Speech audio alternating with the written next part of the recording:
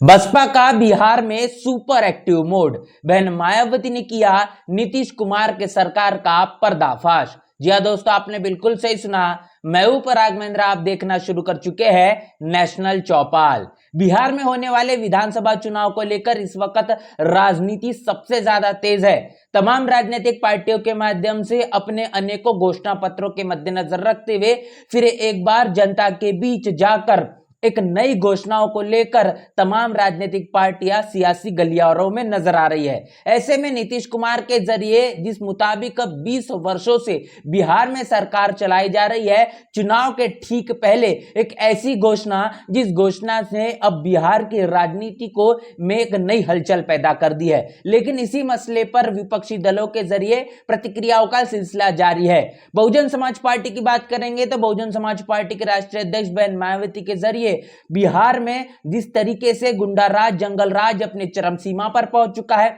भ्रष्टाचार का मामला हो या फिर विस्थापन का मामला हो, इतना ही नहीं तो बेरोजगारी जो अपने चरम सीमा पर पहुंच चुकी है, अनेकों मसलों को लेकर लगातार बहुजन समाज पार्टी के जरिए बहन मायावती के माध्यम से प्रतिक्रिया, प्रेस नोट और इतना ही नहीं तो प्रेस कॉन्फ्रेंस भी होते हुए दिखाई पड़ रही है। साथ ही साथ अगर बात करेंगे बहुजन समाज पार्टी के नेशनल कोऑर्डिनेटर राज्यसभा सांसद इंजीनियर रामजी गौतम, इनकी बहुजन समाज पार्टी के माध्यम से संगठन को हर एक स्तर पर चुस्त दुरुस्त करने के लिए रामजी गौतम इनके माध्यम से विधानसभावार संगठन समीक्षा बैठकें भी जारी है। इतना ही नहीं, ये भी दिखाई पड़ रहा है कि जिस मुताबिक बड़े पैमाने पर रहने वाला बिहार में ओबीसी ईबीसी नजर आता है, जो कहने की संख्या में अपने 60 से 70% आबादी अपने पास रखता है, ऐसे ईबीसी ओबीसी समाज के बीच जाकर खासतौर पर पूरे बिहार के तमाम विधानसभाओं पर घूम घूम पर जिस मुताबिक बहुजन समाज पार्टी के ओबीसी समाज से ताल्लुकात रखने वाले नेता अनिल कुमार, जो बिहार प्रदेश के केंद्रीय प्रभारी भी है, इनके माध्यम से भी बहुजन समाज पार्टी के जरिए संगठन समीक्षा की बैठकों का सिलसिला जारी है, जो जिनका यह कहना है कि बिहार में जिस मुताबिक नीतीश कुमार की जो सरकार चल रही है, जो कि 1 डिसमिल 2 डिसमिल 3 डिसमिल अनेकों प्रकार के जो वादे करते हुए नजर आ रही है, ऐसे अनेकों वादों के पीछे की वजह मात्र सिर्फ और सिर्फ वोटों की राजनीति करना है। क्योंकि यार बिहार में नीतीश कुमार इतने लंबे समय से सरकार में है, अगर वो बिहार की जनता का सही मायने में भला करना चाहते हैं, उनके जीवन में परिवर्तन करना चाहते हैं, तो चुनाव आने से पहले उनकी ये घोषणाएं दिखाई नहीं देती। ये काम उन्होंने सरकार बनने के बाद ही अभी तक कर दिया होता। लेकिन जिस तरीके से आप देख रहे हैं कि नीतीश कुमार हर एक समय में अपनी कुर्सी बचाने के लिए बने हुए नजर आते हैं, जो कि पाला जिस तरीके से नीतीश कुमार के माध्यम से मजबूत होता हुआ नजर आता है, उन तमाम बयानों को मद्देनजर रखते हुए दरकिनार करते हुए नीतीश कुमार उसके साथ जाकर अपनी मुख्यमंत्री कुर्सी को बचाने की हमेशा से जद्दोजहद करते हुए नजर आते हैं। और अमूमन तौर पर बिहार में नीतीश कुमार को पलटू चाचा के तौर पर भी जाना पहचाना जाता है। अमूमन तौर पर आम चर्चाओं में नीतीश कुमार को लेकर इस शब्द का इस्तेमाल होता हुआ दिखाई पड़ता है। और अनेकों अनेकों मसलों को लेकर फिर एक बार बता दें कि बहुजन समाज पार्टी के राष्ट्रीय अध्यक्ष बहन मायावती के जरिए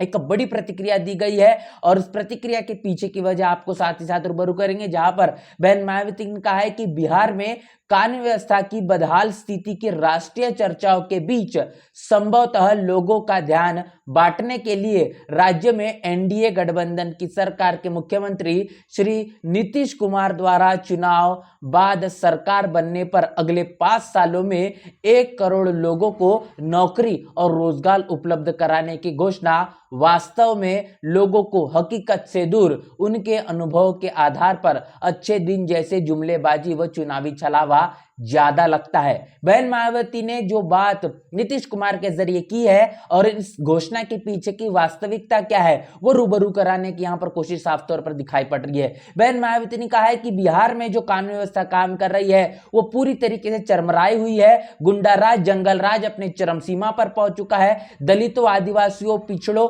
और अति पिछड़ों के ऊपर में होने वाली जुल्म जाति रुकने थमने का नाम नहीं ले रही है। और इतना ही नहीं तो इसको शासन प्रशासन के जरिए भी तमाम गुंडा प्रवृत्ति के लोगों को संरक्षित करने का भी मसला लगातार जारी है। ऐसे में लोगों का ध्यान बांटने के लिए अब राज्य की जो एनडीए की सरकार है, जिसके समर्थन में चल रही है, जिसके मुख्यमंत्री नीतीश कुमार है, नीतीश कुमार के माध्यम से तकरीबन 20 साल से बिहार में जो सरकार चलाई जा रही है, उसके बावजूद भी ठीक चुनाव के पहले एक बड़ी घोषणा की गई कि अब आने वाले साल में हम एक साल में तकरीबन 1 करोड़ के लोगों को नौकरी देने का काम करेंगे। 1 करोड़ के रोजगार देने की बात नीतीश कुमार के जरिए की गई है। आप कल्पना करिए कि अगर नीतीश कुमार इतना ही बिहार के बारे में गंभीरता से सोचने वाले व्यक्ति अगर होते तो निश्चित रूप से अब तक बड़े पैमाने पर रोजगार उत्पन्न करने का काम उनके माध्यम से कर दिया गया होता। लेकिन चुनाव के पहले इस मुताबिक की गई ये घोषणा साफ तौर पर एक जुमलेबाजी और छलावा के तौर पर ही नजर आती है। जिस तरीके से भारतीय जनता पार्टी ने भी नारा लगाया था अच्छे दिन आने वाले हैं, आप बखूबी अब तक तो निश्चित ही समझ चुके होंगे कि आखिर ये अच्छे दिन किसके थे। इसके साथ साथ आगे बहन मायावती ने यह भी कहा है कि वैसे तो विभिन्न राजनीतिक पार्टियों के चुनावी वादे, दावे, घोषणाओं व छलाव के साथ साथ कानून व्यवस्था व कार्यकलापों आदि को लेकर इनके चाल चरित्र व चेहरे आदि को जनता भली भांति जानती है। फिर भी अपनी छल व छलावा की राजनीति की आदत से मजबूर ये विरोधी पार्टियां चुनाव से पूर्व इस प्रकार के अनेकों लोक लुभावने वादे करने में जरा भी डरती व घबराती नहीं। बार बार जिस तरीके से विश्वास जताकर बिहार की जनता ने नीतीश कुमार को अपना मुख्यमंत्री बनाया है, लेकिन उन्हीं तमाम विश्वासों को अपने पाले में लेकर बिहार की जनता के आंखों में धूल झोंकने का काम बार बार नीतीश कुमार ने किया है। जितना विश्वास नीतीश कुमार के ऊपर बिहार की जनता ने किया, उसके बावजूद भी उनके भले उनकी जिंदगी में आमूलचूर परिवर्तन करने के लिए शिक्षा से लेकर तो रोजगार और भ्रष्टाचार और सुरक्षा, इन तमाम अहम मुद्दों को सबसे ज्यादा गंभीरता से लेते हुए उस पर काम करने की जो आवश्यकता थी वो नीतीश कुमार के जरिए बिल्कुल भी नहीं की गई। सिर्फ और सिर्फ अपने बयानबाजी के आधार पर सरकार बनाने का काम बार बार किया गया, लेकिन जिस मुताबिक वादे पूरे करने की बात है वो नहीं देखा गया। और अब आने वाले विधानसभा के चुनाव जो बिहार में होने वाले हैं, उन तमाम विधानसभा के मद्देनजर भी फिर एक बार उसी छलावा और आकर्षित करने वाली राजनीति को ही करने का काम नीतीश कुमार के जरिए किया जा रहा है। लेकिन बिहार की जनता अब नीतीश कुमार के इस जाल में फंसने वाली नहीं है, ये बात बहन मायावती के जरिए की गई है। आगे कहा गया कि इसी क्रम में बिहार की वर्तमान गठबंधन सरकार का नौकरी व रोजगार का वादा इनके अन्य वादों से ज्यादा मेल खाता है, जो जनता वास्तव में अब तक के उनके अनुभव के आधार पर भी जानती है। निश्चित ही बिहार की जनता सोच समझकर गरीब और स्वजन हितैषी सरकार चुनेगी, बशर्ते कि चुनाव बाहुबल, धनबल तथा सरकारी मशीनरी के दुरुपयोग से मुक्त, पूर्णतः स्वतंत्र व निष्पक्ष हो तथा सभी गरीबों, मजदूरों एवं अन्य मेहनतकश लोगों को वोट करने का सही से मौका मिले। चुनाव आयोग इसका पूरा ध्यान जरूर रखेगा, ऐसी उम्मीद। आप देख पा रहे हैं कि बिहार में इस वक्त किस तरीके से वोटर लिस्ट में तब्दीली करने का मामला तुल पकड़ा हुआ है, जिसको लेकर तमाम राजनीतिक पार्टियों के माध्यम से विरोधाभास वाली भूमिका देखी जा रही है। आप खुद कल्पना करिए कि चुनाव आयोग ये बात कहता हुआ नजर आ रहा है कि आप मोबाइल ऐप के जरिए भी वोट कर पाएंगे। जमीनी स्तर पर अगर इसके बिहार में वास्तविकता की सच्चाई देखें तो ये साफ तौर पर देखने को मिलता है कि बिहार में बड़े पैमाने पर करोड़ों की तादाद में लोग बिहार को छोड़कर बाकी अन्य प्रदेशों में जाकर अपनी 2 वक्त की रोटी के लिए जद्दोजहद करते हुए नजर आते हैं। बिहार में जिस मुताबिक राजनीति जनजागृति है, उसके चलते वो तमाम लोग ये देखने को मिलता है कि जब भी चुनाव होते हैं वो अपने प्रदेश में लौटकर अपनी चुनाव की इस प्रक्रिया को पूरा करने का काम करते हैं। लेकिन यह बात कितनी ज्यादा वास्तविकता के आधार पर खरी हो पाएगी कि जब आधार कार्ड और इलेक्शन कार्ड,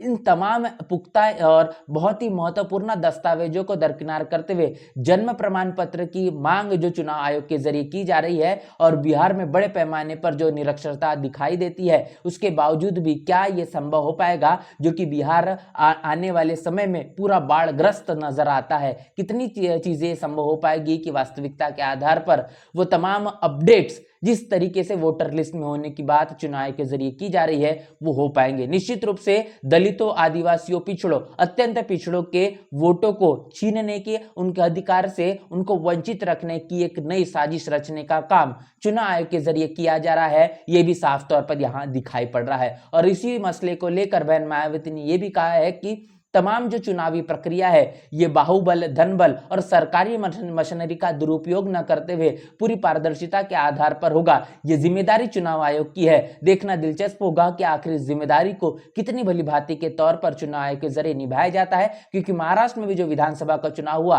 और तकरीबन 6 बजे के बाद 76 लाख जो वोट दिखाई दिए हैं, उन तमाम वोटों को के पीछे की वास्तविकता, उसके आइडेंटिफिकेशन को लेकर जब सवाल पूछा जाता है तो चुनाव आयोग के पास कोई जवाब नहीं होता। तो बिहार में इसी तरीके से क्या नई षड्यंत्र रचने का काम किया जा रहा है वो भी इस वक्त का गंभीर मुद्दा बना हुआ है। बहुजन समाज पार्टी बिहार प्रदेश में इस वक्त सुपर एक्टिव मोड में नजर आ रही है। लगातार अपने संगठन की समीक्षा बैठकों और भारतीय जनता पार्टी की सरकार जो केंद्र में चल रही है, नीतीश कुमार की सरकार जो बिहार में चल रही है, इसके साथ साथ आरजेडी के जरिए जो माहौल बनाने की कोशिश की जा रही है, इन तमाम राजनीतिक पार्टियों का खुलासा बहुजन समाज पार्टी के जरिए होता हुआ दिखाई पड़ रहा है। अब आने वाले समय में परिणामों में क्या कुछ होता है ये तो वक्त बताएगा। पूरे का पूरे मसले को लेकर आपकी क्या राय है, आपकी क्या प्रतिक्रिया लिखकर कमेंट बॉक्स जरूर बताएं। बने रहे नेशनल चौपाल के साथ, मिलते हैं वीडियो में, तब तक के लिए जय भीम, जय भारत।